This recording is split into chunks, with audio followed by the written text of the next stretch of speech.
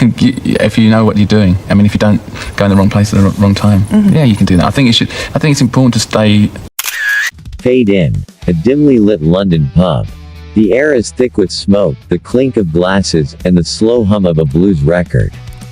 Mick Jagger leans back, half grinning. He's just been asked a question he's heard 1,000 times. Who are your favorite singers? But tonight, instead of the usual suspects, he hesitates, then says 5 names. All women. All legends. All capable of rattling even a rock icon like Jagger to his core.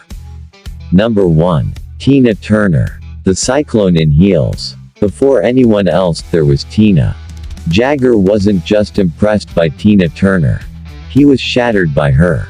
She didn't perform. She erupted. A cyclone wrapped in sequins and sweat. When they shared the stage in 1985 for State of Shock, Jagger, one of the greatest performers in history, admitted he felt himself vanish next to her. She nearly blew him off the stage. Tina didn't beg for attention. She commanded surrender. Her every move was fire, her voice a scream carved from steel. And what Mick admired most wasn't just her talent, it was her control. Tina didn't ride the rhythm. She punished it, rewrote it. She was power with polish. She was everything he wanted to be, only amplified. Number 2. Janis Joplin. The storm that couldn't be tamed. Long before Mick ever danced beside Tina, he watched a barefoot Janis Joplin stomp onto the Madison Square Garden stage in 1969. A bottle in one hand, heartbreak in the other. She didn't sing. She detonated. There was gravel in her voice and thunder in her soul. When she tore into Piece of My Heart, even the stoic Keith Richards froze. Janis wasn't showbiz. She was raw, unscripted.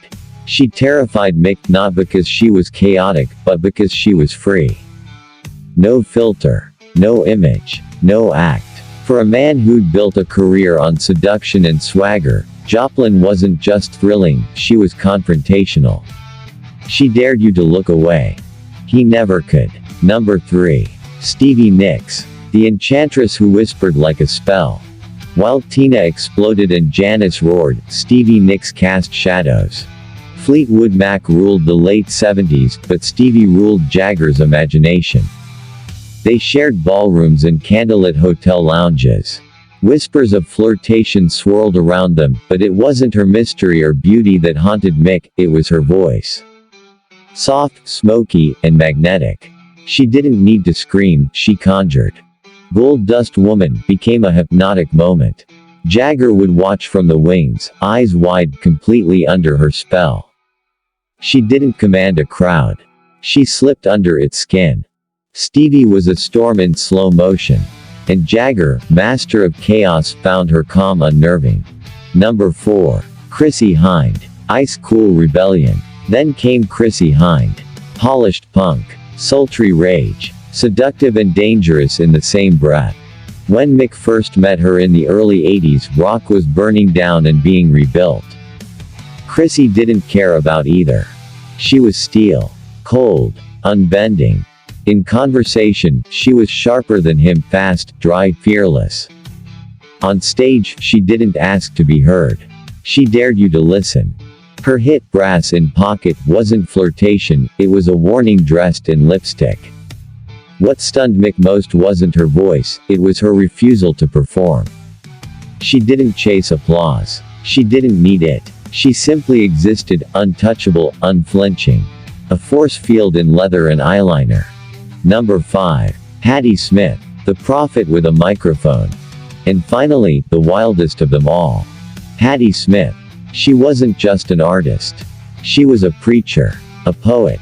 A living scream soaked in ink and rebellion. Jagger first saw her in the gritty walls of CBGB. Barefoot. Hair matted. Sweat like war paint. Her voice cracked, bled, soared. It wasn't beautiful, it was holy. And when she sang, it felt like a prayer screamed during a riot. Patti didn't try to entertain. She came to confront. Watching her, Jagger didn't feel like a frontman. He felt like a student. At the altar of something larger, louder, and more sacred than himself. Mick Jagger has shared stages with gods. He's danced in spotlights brighter than most can survive. But when it comes to those who truly shook him, it wasn't the loudest guitars or the fastest drummers. It was them. These women didn't wait for an invitation to rock and roll. They tore down the doors, carved their names in the walls, and lit the whole place on fire. They didn't rely on anyone's legacy. They built their own, from scratch. Lyric by lyric, scream by silence. They haunted, seduced, shattered, soared.